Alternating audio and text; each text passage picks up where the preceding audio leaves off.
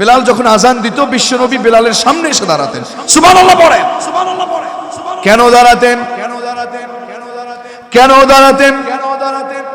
তার বর্ণনা, বিশ্বনবী যখন ইন্তেকাল করেছেন, বিশ্বনবী যখন ইন্তেকাল করেছেন, আমার ভাইয়েরা ও আমার লালমনিরহাটের মুসলমান, বিশ্বনবীর ইন্তেকাল হয়ে যাবার পরে বেলাল আর মদিনাতে মসজিদে নববীতে আজান দেয় না।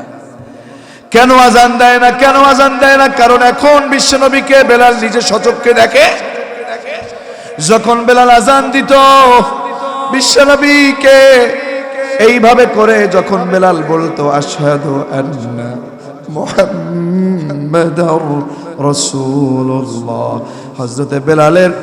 হযরতে বেলালের ডান হাত আমার রাসূলকে এইভাবে দেখাইয়া হযরতে বেলাল আজান দিত আশহাদু আন্না মুহাম্মাদুর রাসূলুল্লাহ। বিশ্বনবীকে দেখতো আর বলতো, আল্লাহ আমি সাক্ষ্য দিতেছি মুহাম্মদ সাল্লাল্লাহু আলাইহি ওয়াসাল্লাম আপনার রাসূল, আশহাদু আন্না মুহাম্মাদুর রাসূলুল্লাহ। এইভাবে করে ডান হাত রাসূলের দিকে দেখাতেন আর আল্লাহর কাছে সাক্ষ্য দিতেন। এই ভালোবাসা ছিল কার জন্য? জোরে বলেন, কার জন্য? হযরতে বেলালের এশানের আজান দেয়া শেষ, আজান দিল, সালাত আদায় করলো। বেলাল কি দেখতে অনেক সুন্দরী ছিল?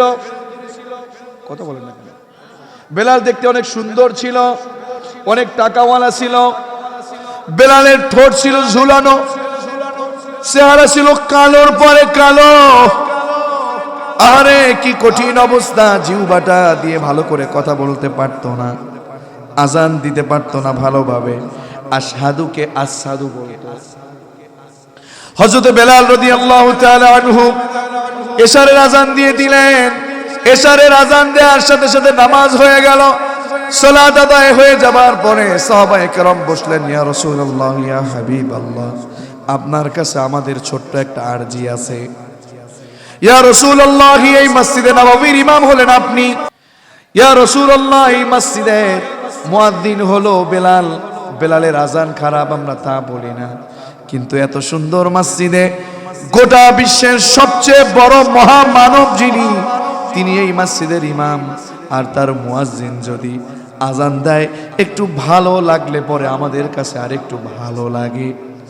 হযরত বেলালের আজান ঠিক আছে, রাসূলুল্লাহ, ইয়া রাসূলুল্লাহ, একটু আপনার কাছে অনুরোধ, একজন ভালো কণ্ঠওয়ালা একজন আজান দেয় এমন একজন মুয়াজ্জিন আপনার মসজিদে নববীতে নিযুক্ত করেন।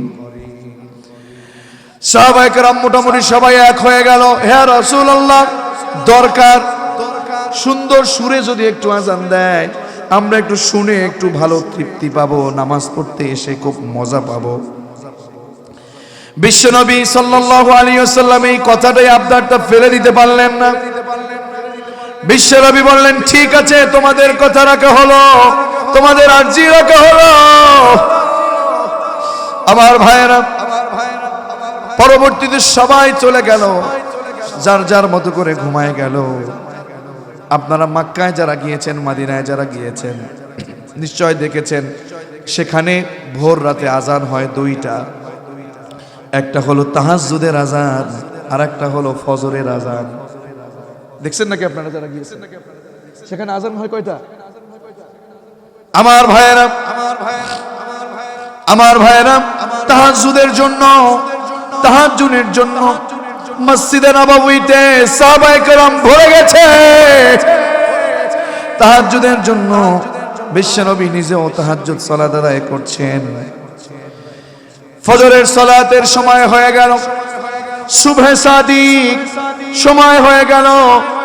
মসজিদের নতুন মুয়াজ্জিন আজান দেয়া শুরু করে দিল, আল্লাহু আকবার। সবচেয়ে বড় কে? সবচেয়ে বড় কে?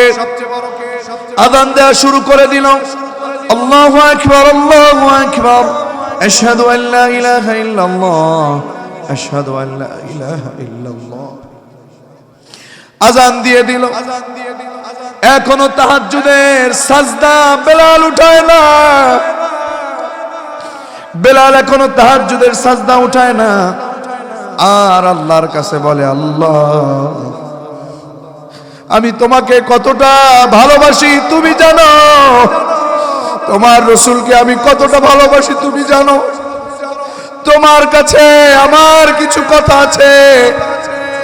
আমি যে মসজিদে নববী থেকে আজানের চাকরিটা হারিয়েছি, আজানের খিদমতটা হারিয়েছি, মালিক এই দোষ তো আমার না, এই দোষ তো তোমার। দোষ কার? কথা বলেন, দোষ কার? বেলাল বলতেছে দোষ কার? ও আল্লাহ, দোষ তো আমার না, দোষ তোমার। আমি কালো, এটা তো আমি আমাকে বানাই নাই, তুমি আমাকে বানিয়েছো, ঠিক কিনা? আমার টাকা নাই আল্লাহ, এটা তুমি আমাকে এভাবে বানিয়েছো। আমি গরিব, তুমি বানাইছো। আমার মুখে জড়তা, এটা দোষ তো আমার নয়, দোষ তোমার। আল্লাহ, দোষ করছো তুমি, দোষ করেছো তুমি। আমাকে গরিব বানিয়েছো তুমি, কালো বানিয়েছো তুমি, দোষ তোমার। আমি কেন মসজিদের নববী থেকে চাকরি হারাবো? আল্লাহু আকবার। এই দোষ তো তোমার, কালো বানাইছো তুমি, মুখে জড়তা দিয়েছো তুমি, দোষ তো তোমার। আমার চাকরি গেল কেন? আমার খিদমা গেল কেন?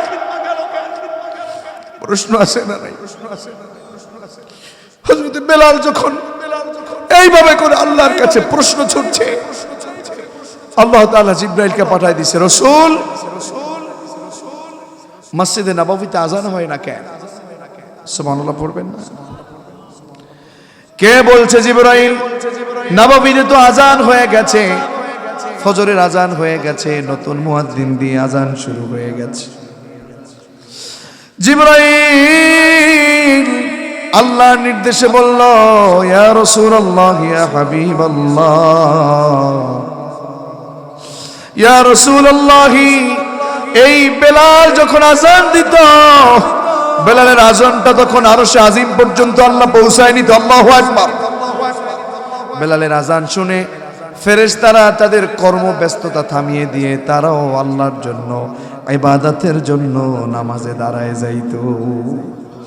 এখন পর্যন্ত বেলালের আজান এখনো পর্যন্ত আল্লাহর আরশে পৌঁছায় নাই, ফেরেশতারা এখনো নামাজে যায় নাই। কে বলছে? জিবরাইল। আজান তো হয়ে গেছে। জিবরাইল বলল, রাসূলুল্লাহ, ইয়া রাসূলুল্লাহ, ইয়া হাবিবাল্লাহ, বেলাল আল্লাহর কাছে তাহাজ্জুদে সাজদা দিয়েছে, ওর মাথা উঠায়া তাড়াতাড়ি ওরে ডেকে আনেন। বেলাল যদি আজান না দেয় মসজিদে নববীতে, এই যে রাত সুবহে সাদিক কিয়ামত পর্যন্ত হবে না। আপনাকে কালো বানাইছে কে? বুঝলাম না, কথা বলেন। কালো বানাইছে কে? আমার আবু সাইদ ভাইকে সুন্দর বানাইছে কে? আপনাকে কম টাকাওয়ালা বানাইছে কে? আপনার কম টাকা হোক, আরেকজনের বেশি হোক, আমার কম হোক, আবু সাইদ ভাইয়ের বেশি হোক, এটার মধ্যে কোনো মর্যাদা নাই যার ভিতরে আল্লাহর তাকওয়া আছে। যদি লোকটা কালো হয়, যদি কম ক্ষমতাবান হয়, যদি কম টাকাওয়ালা হয়, ওই লোকটার সম্মান যদি তাকওয়া থাকে, ওই লোকটার ইজ্জত আল্লাহর কাছে বেশি না কম। সুতরাং আমরা আল্লাহর জমিনে কেউ যেন নিজেকে আমি আমি মনে না করি, কেউ যেন আমিত্ব মনে না করি।